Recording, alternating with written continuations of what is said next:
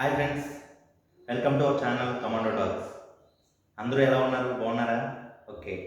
ఈరోజు నేను ఒక మెయిన్ కాన్సెప్ట్ ఏంటంటే ఆర్మీలోకి ఏ విధంగా రిక్రూట్ అవ్వాలి, ఆర్మీలో ఏ విధంగా సెలెక్ట్ అవ్వాలి, ఆ ప్రొసీజర్ ఏంటి, ఫిజికల్ టెస్ట్ ఏ విధంగా ఉంటుంది, అదేవిధంగా మెడికల్ టెస్ట్ ఏ విధంగా ఉంటుంది, రిటర్న్ టెస్ట్ ఏ విధంగా ఉంటుంది అనే విషయాన్ని మీకు చెప్పే ప్రయత్నం చేస్తాను.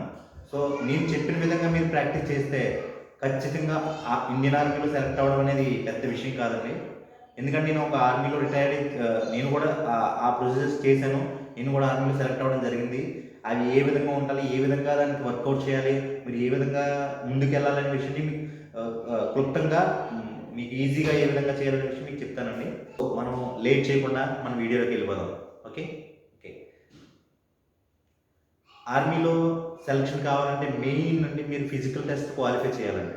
మీరు ఫిజికల్ టెస్ట్ క్వాలిఫై అయిపోయారా, మిగిలినవన్నీ కష్టమైన పనులు కాదండి. ఈసారి అవ్వకపోతే నెక్స్ట్ టైం అయిపోతుంది. ఫిజికల్ ఏ విధంగా క్వాలిఫై చేయగలుగుతున్నారా లేదా అనే దాన్ని బట్టే ఇంపార్టెంట్ అండి. ర్యాలీకి వెళ్ళినప్పుడు మీకు 100 మెంబర్స్ మీరు పరిగెడుతున్నారంటే అందులో ఫిజికల్ క్వాలిఫై అవ్వగలరు 5% ఉంటారండి. అది మీరు చాలా బాగా గుర్తు. ఆ 5%లో మీరు వెళ్ళిపోతే కన్ఫామ్గా జాబ్ అండి. ఆ 5%లోనే 4%కి జాబ్ వచ్చేస్తుందండి కన్ఫామ్గా.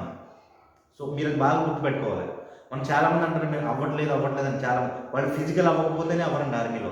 ఫిజికల్ ఎవడైతే క్వాలిఫై అవుతారో ఈసారి కాకపోతే నెక్స్ట్ టైం అయినా సరే కన్ఫామ్ అయిపోతాడు. సో మీరు మీ ఫోకస్ అంతా ఒకటే, ఫిజికల్ టెస్ట్ క్లియర్ చేయడానికి మీ ఫోకస్ పెట్టుకోండి అంతే.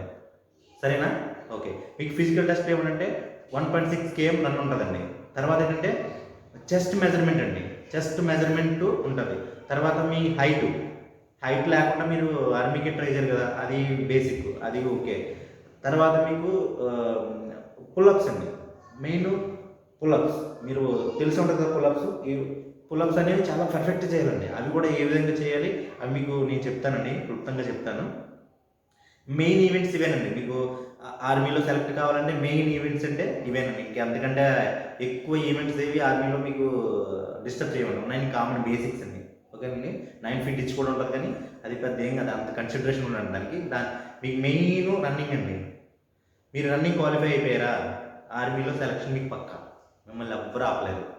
సో మీ ఫోకస్ అంతా దేని మీద ఉంటే రన్నింగ్ ఏ విధంగా సెలెక్ట్ అవ్వాలి, రన్నింగ్ ఏ విధంగా ప్రాక్టీస్ చేయాలి, దాని మీదే ఉండాలి. నేను మీకు రన్నింగ్ ఎలా ప్రాక్టీస్ చేయాలో, నేను ఏ విధంగా ప్రాక్టీస్ చేస్తానో చెప్తాను మీకు. తర్వాత మీరు వేరే ప్రొసీజర్ ఫాలో అవ్వండి. నేను రన్నింగ్ ఏ విధంగా ప్రాక్టీస్ చేసేవాడిని అంటే, నాకు 100 మీటర్ పరిగెట్టగానే ఆయుస్ వచ్చేస్తుంది, ఇక్కడి నుంచి మంట వచ్చేస్తుంది. అంటే ఇక నా పని అయిపోయిందన్న ఫీలింగ్ నాకు 100 మీటర్స్లోనే వస్తుంది. ఈవెన్ ఇప్పుడు కూడా నేను 16 years సర్వీస్ చేసి రిటైర్ అయినప్పుడు కూడా ఎప్పుడు నాది అదే ఫీలింగ్ నాకు. కానీ నేను ఆ తర్వాతే నేను దాన్ని నేను ఆయుధంగా చేసుకుంటానండి. ఆ మంట ఉంది కదా, మంట వచ్చిన దాన్ని నేను ఆగిపోను, తట్టుకుంటాను. అలా తట్టుకుని కొంచెం రిలాక్స్ అయ్యడానికి నాకు టార్గెట్ వచ్చేస్తుందండి. ఎంతండి? 5 minutes పరిగెట్టాలి మీరు. 5 minutes పరిగెడితే ఈరోజు మీరు రన్నింగ్ సెలెక్ట్ అవుతారు. నేను ఆ రోజు 5 minutes పరిగెట్టే నేను అందరికంటే ఫస్ట్ వచ్చానండి. నేను సెలెక్ట్ అయిన టైంలో ఫస్ట్ వచ్చాను. దానికి ఏంటంటే మీకు ప్రాక్టీస్ కూడా చాలా అవసరం అండి. మీరు ప్రాక్టీస్ చేసే విధానాన్ని బట్టి ఏదైనా ఉంటుందండి.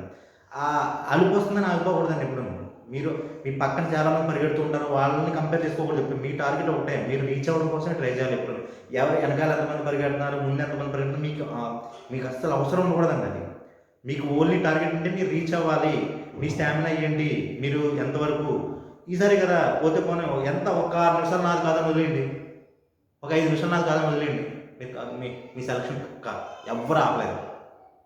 ఓకే. ఇందులో మీరు ప్రాక్టీస్ చేయాల్సిన డైలీ ప్రాక్టీస్లో మీరు మార్నింగ్ లేచిన అంటే ప్రాక్టీస్ చేసేటప్పుడు ఎప్పుడు రన్నింగ్ మీరు 5 km స్టామినా కోసం కన్ఫామ్గా చేయాలండి. మీరు రోజు నేను 1.6 ప్రాక్టీస్ చేయమని అయితే సజెస్ట్ చేయనండి. అది మీ బట్టి. నేనైతే రోజు ప్రాక్టీస్ చేసేవాడిని, నా టైమింగ్ చూసుకునేవాడిని, టైమింగ్ పక్కా చెక్ చేసుకునేవాడిని. వారానికి ఒకసారైనా సరే మీరు 1.6 పరిగెట్టాలి, మీ టైమింగ్ చెక్ చేసుకోవాలి. సో మీ టైమింగ్ ఇక్కడ ఇన్ కేసు ఇక్కడ 5 minutes వచ్చిందనుకోండి ప్రాక్టీస్ చేసేటప్పుడు, అక్కడ కన్ఫామ్గా దానికంటే తక్కువ వస్తుందండి గ్రౌండ్లో. ఎందుకంటే అక్కడ ఎక్కువ ఎక్సైట్మెంట్ ఉంటుంది, జనాలు ఎక్కువ ఉంటారు, ఒక టెన్షన్ ఉంటుంది అక్కడ మీకు టైమింగ్ బాగా వస్తుంది. మీ టైమింగ్ కోసం భయపడద్దు. మీరు ఇక్కడ టైమింగ్ మినిమం టైం తెచ్చుకోండి. 5 minutes పరిగెట్టాలంటే మీరు పరిగెట్టారా మీ సెలక్షన్ పక్క, మిమ్మల్ని ఎవడో ఆపలేదు. దానికి నేనైతే గ్యారెంటీ ఇవ్వగలండి. తర్వాత ఫిజికల్ టెస్ట్లో పుల్అప్ చాలా మందికి ఏమవుతుందంటే పుల్అప్స్లో ప్రాబ్లం ఉంటుందండి. పులప్స్ ఏంటంటే దాన్ని ప్రాక్టీస్ చేయాలి. పులప్స్ ఏమవుతుందంటే చాలామంది చేయలేరు. 6 చేయాలండి, 6 చేస్తే క్వాలిఫై, 10 చేస్తే ఎక్సలెంట్ అన్నమాట. సో ఇంకా గుడ్లు గట్ట చూడకూడదు, మీరు ఒకటే ప్రాక్టీస్, ఏదైనా సరే ఎక్సలెంట్గా ప్రాక్టీస్ చేయాలి. మీరు ఆర్మీకి వెళ్ళాలనుకుంటే ఎక్సలెంట్గానే ఉండాలండి, ఎందుకంటే సోల్జర్ అంటేనే ఎక్సలెన్స్. దానికంటే గొప్పలు ఎవరు లేరు. ఇంకా సైనికుల కంటే ఫిజికల్ స్టాండర్డ్లో కూడా ఎవరో గొప్పగా ఉండదు. వాళ్ళ ట్రైనింగ్ కానివ్వండి, వాళ్ళ యాటిట్యూడ్ కానివ్వండి, వాళ్ళ డిసిప్లిన్ కానీ అన్నింటిలో టాప్ ఉంటారండి. ఓకేనా? సో దానికి ఒక సైనికుడు అవ్వాలంటే మీరు ఎక్సలెంట్గా ఉండాలండి. ఏదో గుడ్డు లేదంటే పాస్ అయ్యి వెళ్ళిపోవాలనుకుంటే అది మీ తప్పిదేనండి. ఎందుకంటే ఈ రోజు కాంపిటేటివ్ వరల్డ్లో అది ఇంపాసిబుల్. సో నేను చెప్పిన మాత్రం మీకు చెప్పినవి నేను కొంచెం కఠినం అయ్యి ఉండొచ్చు, మీరు కొన్ని అర్థం కాకపోవచ్చు. ఏమైనా ప్రాబ్లమ్స్ ఉంటే నాకు కామెంట్స్లో పెట్టండి, నేను చెక్ చేసుకొని మీకు మళ్ళీ నేను దానికి రిప్లై ఇస్తాను, లేదంటే వీడియో పెట్టడం, లేదంటే నేను రిప్లై కూడా చేస్తాను. ఓకేనండి? సో ఇది రన్నింగ్ అండి. రన్నింగ్ ప్రాక్టీస్ చేయడం మాత్రం నేను చెప్పినవన్నీ కరెక్ట్గా గుర్తుపెట్టుకొని మీరు చేస్తే కన్ఫామ్గా మీకు జాబ్ ఆర్మీలో. ఒకవేళ నిజంగా ఆర్మీలోకి వెళ్ళాలనుకుంటే, ఆర్మీనే కదా, ఈవెన్ మీకు దేనికన్నా సరే ఫిజికల్ ట్రైనింగ్ ఉన్న దానికి దేనికన్నా సరే ఆర్మీకి ప్రాక్టీస్ చేసినప్పుడు ఏదైనా సరే కొట్టగలరు. ఫిజికల్ స్టాండర్డ్లో ఫిజికల్ టెస్ట్ ఉన్న దాంట్లో ఏదైనా కొట్టగలరు. సో అది మీరు గుర్తుపెట్టుకోవాలండి. నేను పులప్స్ చెప్తున్నాను కదా, పులప్స్ ఏ విధంగా చేయాలంటే మీరు ప్రాక్టీస్ చేస్తున్నప్పుడే మీకు వెయిట్ ఎక్కువ ఉంటుంది. చాలామంది ప్రాబ్లమ్స్ ఏముంటాయంటే పులప్స్ చేసేటప్పుడు వాళ్ళు చేయలేరు, మీ దగ్గర రావడం, ఇలా సగంలో ఉండిపోవడం, లేదంటే 6 గంటలు ఎక్కువ చేయలేకపోవడం ఉంటుందండి. సో మీరు ఎప్పుడు ఎక్సలెంట్ 10 చేయకపోతే మీరు సెలెక్ట్ అవ్వలేరండి. నేను ఫిక్స్ చెప్తున్నాను, మీరు 10 ప్రాక్టీస్ చేస్తే గ్రౌండ్లోకి వెళ్ళండి, లేదంటే డబ్బులు వేస్ట్, మీకు ఖర్చులు వేస్ట్, అక్కడ రూమ్ రెంట్లు వేస్ట్, ఇవన్నీ వేస్ట్. అలా టైం వేస్ట్ చేసుకోకండి. ఫస్ట్ మీరు ప్రిపేర్డ్గా ప్లాన్ అవ్వండి. మీరు ఏ విధంగా ప్రాక్టీస్ చేయాలంటే పులప్స్ నార్మల్గా చేస్తూ ఉంటారు కదా, మీరు చేస్తున్న దాన్ని కింద కొంచెం వెయిట్ పెట్టుకోండి, లేదంటే ఎవరైనా మీ ఫ్రెండ్ని పట్టుకోమన్నామో, మీతో పాటు ప్రాక్టీస్ వస్తుంటారు కదా, వాళ్ళు పట్టుకొని కొంచెం వెయిట్ ఇచ్చి అప్పుడు చేయండి. అప్పుడు అస్సలు అవ్వదు, మీకు నార్మల్గానే అవ్వలేదు, అప్పుడు అస్సలు అవ్వదు. కానీ తర్వాత అలా చేస్తూ ఉండగా కొన్ని రోజులకి మీరు నార్మల్గా ఇంక ఎక్కువ చేయగలరు దానికన్నా. సపోజ్ నార్మల్గా 2 చేస్తున్నారు అనుకోండి, ఇలా చేసుకుని ఒకటే చేస్తున్నారు అనుకో, తర్వాత రోజుకి ఒకటి పెరిగిపోద్ది, మీకు 3 నార్మల్గా చేస్తారు. తర్వాత అలా ఒక రోజు 10 రోజులు మీకు 10 వచ్చేస్తాయి. ఈజీ కాన్సెప్ట్ అండి, ఇందులో ఈ పెద్ద ఏమీ లెక్కలు లేవు. ఇది పిలప్స్ అండి, పిలప్స్ అయిపోతుంది మీకు. ఓకేనా? పులప్స్. నెక్స్ట్ మీకు మెడికల్ టెస్ట్ అండి. మెడికల్ టెస్ట్ని ఒకటండి గుర్తుపెట్టుకోండి. మెడికల్ టెస్ట్ మనం ఏం చేసేది ఉందండి, ఆర్మీలో చాలామంది అంటారు డబ్బులు ఇచ్చి కట్టవుతుంది, అదేమీ అవ్వదండి. సో అదంతా వేస్ట్, ఇప్పుడు అండ్ దాని మీద మాట్లాడుకోవడం కూడా అనవసరం అండి. సో మీరు మెడికల్ టెస్ట్ ప్రిపేర్ అవ్వండి, మీకు అన్నీ బాగుంటే ఎవరు మిమ్మల్ని ఆపలేరండి. ఓకేనా? మీకు ప్రాబ్లం ఉంటే మీరు ఎవరు మిమ్మల్ని పంపించలేరు. సో దాన్ని మీరు ఏం చేయలేదండి, అది భగవంతుడి మీద వదిలేయడమే. మీరు ఫిజికల్ మాత్రం మీరు పర్ఫెక్ట్గా ప్రిపేర్ అయ్యి వెళ్తే కన్ఫర్మ్ అయిపోతుంది. చిన్న ప్రాబ్లమ్స్ ఏమైనా రాసినా కూడా మెడికల్లో క్లియర్ అయిపోతాయండి. అదేం పద్ధతి, మీకు నిజంగా ఏం ప్రాబ్లం లేదంటే సైడ్ కానీ ఇలాంటి చెవుల్లో కన్నాలు ఇలాంటివి ఉంటేనే మీకు ప్రాబ్లం అండి. లేదంటే కళ్ళు ఏమైనా ఇబ్బంది ఉన్న మేజర్ ఇలాంటి ఏమైనా ప్రాబ్లం ఉంటే నార్మల్గా మీకు ఏ ఇబ్బంది ఉండదు, అన్ని సెలెక్ట్ అయిపోతారు. ఓకేనా? నెక్స్ట్ రిటర్న్ టెస్ట్ వద్దామండి. రిటర్న్ టెస్ట్లో మీకు ఏంటంటే, రిటర్న్ టెస్ట్లో ఏం బేసిక్ అండి, బేసిక్ జనరల్ సైన్స్ ఉంటుంది, ఫిజిక్స్, కెమిస్ట్రీ అన్నీ జనరల్ అనమాట. నార్మల్ బేసిక్ మీకు 6th class, 7th class, 8th class ఏదైతే బేసిక్స్లో సైన్స్లో చదువుకుంటారో మీరు ఆ కాన్సెప్ట్స్ ఉంటాయండి.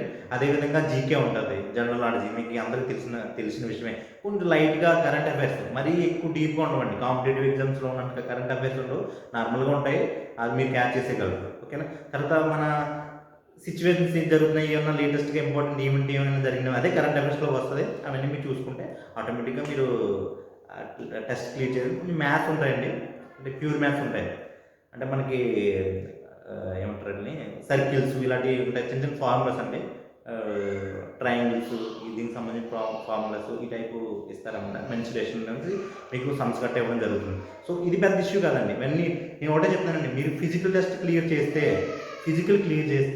మీరు జాబ్ మీ చేతిలో ఉన్నట్టే, దాని గ్యారంటీని ఇవ్వగలను. తర్వాత మీకు ఇంకో విషయం చెప్తానండి, ఫిజికల్లో మనకి చెస్ట్ కోసం మాట్లాడుకున్నాం కదా, చెస్ట్ ఏంటంటే మీకు 77 సెంటీమీటర్స్ మీకు చెస్ట్ ఉండాలండి. చెస్ట్ మీకు 77 సెంటీమీటర్స్ ఉంటేనే మీకు క్వాలిఫికేషన్ అండి. తర్వాత మీరు చెస్ట్ పెంచడం కోసం మీరు ఏం లేదండి, పుషప్ చేశారనుకోండి ఆటోమేటిక్గా మీ చెస్ట్ పెరిగిపోతుంది. మీకు నేనే ఎగ్జాంపుల్ చెప్తాను. నా చెస్ట్ నేను సెలెక్ట్ అయ్యే టైంలో నా చెస్ట్ 75 సెంటీమీటర్స్ ఉండేదండి, నేను రన్నింగ్ స్టార్ట్ చేసిన టైంలో. ఈవెన్ నేను ఇంటర్ చదివిన తర్వాత వెంటనే ఇంటర్ బేస్ మీద వెళ్ళడం జరిగింది. సో అప్పుడు నా చెస్ట్ 75 ఉండేదండి, 75 సెంటీమీటర్స్. కానీ నేను సెలెక్ట్ అయ్యే టైంకి నా చెస్ట్ 80 సెంటీమీటర్స్ వచ్చిందండి. ఇప్పుడు నా చెస్ట్ 100 సెంటీమీటర్స్ దాటాయి. ఏంటంటే రోజు పుషప్ చేశారనుకోండి మీరు ఆటోమేటిక్గా మీ చెస్ట్ పెరిగిపోతుంది. మీ చెస్ట్‌తో పాటు ఈ బైసెప్స్, ఈ ట్రైసెప్స్ ఇవన్నీ పెరుగుతాయండి. సో మీరు ఏంటంటే దాని గురించి ప్రాబ్లమ్ అవుతుంది. మెయిన్ మీరు రన్నింగ్ క్లియర్ చేసుకోండి. రన్నింగ్ క్లియర్ చేస్తే మీ దగ్గర ఆర్మీ జాబ్ ఉన్నట్టే. సో తర్వాత మీకు మెడికల్ అనేది చెప్పాను కదండీ! అది మీకు ప్రాబ్లమ్ ఉంటే అవ్వదు. ప్రాబ్లమ్ లేకుండా ఉంటే మిమ్మల్ని ఎవ్వరు ఆపలేరు. రిటన్ టెస్ట్ కూడా అంత ఏం కష్టమేం కాదు. మీరు ఫిజికల్‌లో కష్టపడిన 25% కష్టపడితే రిటన్ అయిపోద్ది. ఓకేనండి. సో ఈరోజు నేనైతే ఆర్మీ సెలక్షన్ కోసం చెప్పే ప్రయత్నం అయితే చేశానండి. ఒకవేళ ఇంకేమైనా మీకు డౌట్స్ ఉంటే ఇంకా బ్రీఫ్‌గా చెప్పలేకపోయాను. ఎందుకంటే కొన్ని లిమిటేషన్స్ ఉంటాయి నాకు కూడాను. సో దానివల్ల నేను చెప్పాను చాలా క్లియర్‌గా చెప్పాను. ఇది మీరు ఫాలో అయితే కన్ఫర్మ్‌గా జాబ్ అండి మీకు. ఆర్మీలో ఒక సోల్జర్ అవ్వడం కన్ఫర్మ్ మీరు. ఓకేనా? అది దాని గురించి.